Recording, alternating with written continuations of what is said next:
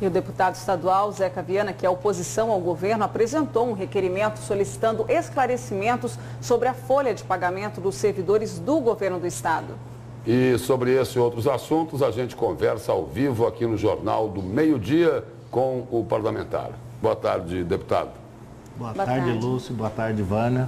Boa tarde a todos que nos assistem. Deputado, vamos começar aí por essas informações da Folha. Depois a gente queria ouvir a opinião do senhor também sobre esses 100 milhões que estão lá dormindo no caixa da Assembleia Legislativa. Mas no caso da folha de pagamento do governo do estado, o que é que o senhor está querendo saber exatamente? O senhor tem alguma desconfiança? Lúcio, o que acontece, a gente viu, percebemos e foi notório o crescimento da arrecadação ano passado. Nós tínhamos uma previsão de 14 bilhões, passamos para 16 bilhões, né? E o governo, esse ano, recentemente, o mês de março, segundo eles, se não recebesse o FEX, não conseguiria pagar a folha de pagamento.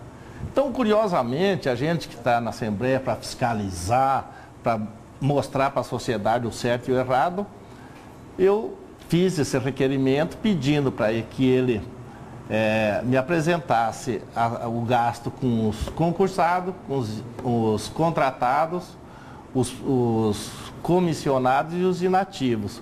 Porque no início do governo dele, ele demitiu mais de 2.000 funcionários. Então, se a folha vinha inchada lá atrás, com um governo corrupto que nem nós tínhamos, e se pagava a conta, com essa demissão, ele teria que ter economia. E, infelizmente, está aí reclamando que não tem o dinheiro para pagamento da folha. E a gente não vê obra, ou muito poucas obras. Então, nós precisamos saber aonde que está indo o dinheiro. Nós, inclusive, uma emenda minha na LOA, ela preveu, na LDO, inclusive, preveu o acesso ao FIPLAN. Mas nós temos, assim, dificuldade, eles acabam sonegando muitas informações, não deixa bem claro. Então, a gente tem uma dificuldade de acompanhar esses recursos, como é que está sendo distribuído, como é que está sendo recebido e sendo distribuído dentro do governo do estado. Bom, já que o FEX não entra na conta, né, do governo, seria mais aceitável que o governo mexesse com outros setores além do funcionalismo, como no próprio agro, né, com as isenções que são dadas hoje? Mas as isenções do agro e para o estado, ele só traz benefício, porque nós temos aqui a isenção de ICMS para as exportações, com exceções dos PRODEIC. Os PRODEIC, lá de trás do governo Simval, eu já vinha mostrando para o governo que estava errado, que nós precisávamos fazer um PRODEIC em cima de produto industrializado. Mas, infelizmente, a equipe econômica deles achava que não era assim, né? Então, o agro nosso, ele é o que move hoje o estado todo. Se nós penalizar o agro, que diminuir qualquer crescimento ou qualquer produção do agro, nós vamos refletir um impacto maior nas contas do governo. Eu acho que o governo está aí, nós estamos, não podemos negar isso, enfrentando uma crise, e essa crise está instalada no país, não é só no nosso estado, ele precisa cortar gasto. Exemplo que eu vou te dar. Eu vi, quando a equipe econômica do governo se reuniu com os poderes para reduzir aqueles 10% ou 15% do duodécimo, mais do que justo, nós temos que reduzir gasto. Na mesma imprensa estava lá, o governo contrata 2 empresas de Minas Gerais para fazer consultoria por R$ 9.650.000 com dispensa de licitação. Ora, se nós temos que cortar gasto e você está fazendo contratação com dispensa de licitação, principalmente para consultoria, no mínimo tem algo errado. O senhor falou da questão do FIPLAN, que não são claras as informações. Agora o senhor fala em dispensa de licitação. Falta transparência ao governo? Eu não tenho dúvida, porque toda dispensa de licitação, ela já não cheira bem, né? Ela já cria um mal-estar. A dispensa de licitação é num caso de emergência, quando existe uma catástrofe ou existe dá um problema emergencial, então é aceitável. Agora, numa contratação para fazer uma consultoria dentro da SEDUC, Inclusive, nada contra a Universidade de Juiz de Fora, a gente sabe, uma universidade conceituada, com 3.700.000, para fazer um levantamento do ensino aqui do Mato Grosso. Poxa, nós temos a UFMT, nós temos a Unimat, será que nós não temos pessoas capacitadas para fazer esse levantamento, ver se a educação do Estado está indo bem? Então, são coisas que deixam a gente triste, porque nós ganhamos uma eleição com uma bandeira de legalistas. E, infelizmente, essa forma que o nosso governador vem trabalhando, ele não está demonstrando muito o lado legalista dele. O senhor tem pedido informações a respeito, por exemplo, do gasto com publicidade no ano passado e agora também da onde está sendo aplicado o recurso que está indo para o Fundo de Combate à Erradicação à Pobreza. O senhor tem recebido essas informações?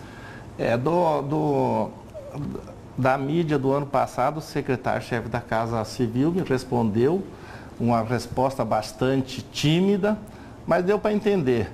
40 milhões eles gastaram no primeiro ano de governo, 40 milhões assinado pelo secretário da Casa Civil na mídia. Contra o outro governo que era corrupto, ladrão, gastou 37. Então você já viu ali que já houve uma discrepância. A respeito do repasse do Fundo de Erradicação da Pobreza, nós temos hoje à tarde, às 2h, uma audiência pública. Esse projeto é um projeto meu de 2013, do qual a Assembleia aprovou, o ex-governador Simval vetou. Nós derrubamos o veto do ex-governador em 2014. O governo Pedro Táxi, em 2015, não fez nenhum repasse para as APAES desse fundo.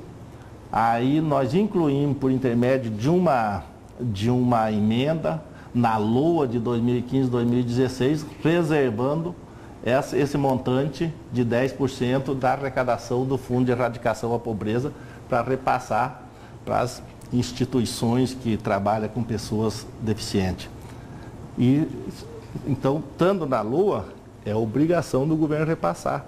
E até hoje o governo não repassou. Então, essa audiência pública de hoje é exatamente para nós tratarmos disso. Agora, deputado, onde não tem pobreza de jeito nenhum, é lá na Assembleia, né? Ali eu acredito que a vida está mais confortável. A gente colocou aqui que o deputado Pedro Satélite disse dias atrás, aqui no Jornal do Meio-Dia, que tem 100 milhões em caixa e que não sabem muito bem o que vão fazer com esse dinheiro. Aí, o presidente da Assembleia diz que não dá para reduzir o 12º. Como é que é isso, hein? Como que fecha uma equação dessa? É outra conta difícil da gente entender, né, Lúcio? Se ele falou lá atrás que ele assumiu os inativos, assumiu mais não sei o que, as URV e está sobrando 100 milhões, e aí não dá para reduzir, alguma coisa estranha deve ter, porque não é possível, imagina a quantidade de gasto que ele teve assumindo esses inativos, essas URV e coisa, que ele teve de aumento no orçamento. Será que a Assembleia vai começar a fazer obra de novo? É possível, porque é uma forma de gastar o dinheiro, porque de outra forma não pode gastar o dinheiro, né? Agora, nós temos uma dificuldade, porque poderia ter uma parceria muito saudável entre a Assembleia e o Executivo. Você lembra que no início de 2015 a Assembleia deixou 20 milhões de reais para o Executivo para comprar as ditas ambulâncias que todos os prefeitos dos municípios... O senhor já viu elas por aí ou não? Ainda não, pois né? E nós já estamos chegando quase em 2017 e essas ambulâncias ainda não apareceram. Deputado, obrigado pela presença e pelas informações do senhor aqui no Jornal do Meio-Dia. Obrigado, Lúcio. Obrigado, Vânia. Uma boa tarde a todos. Obrigada, deputado.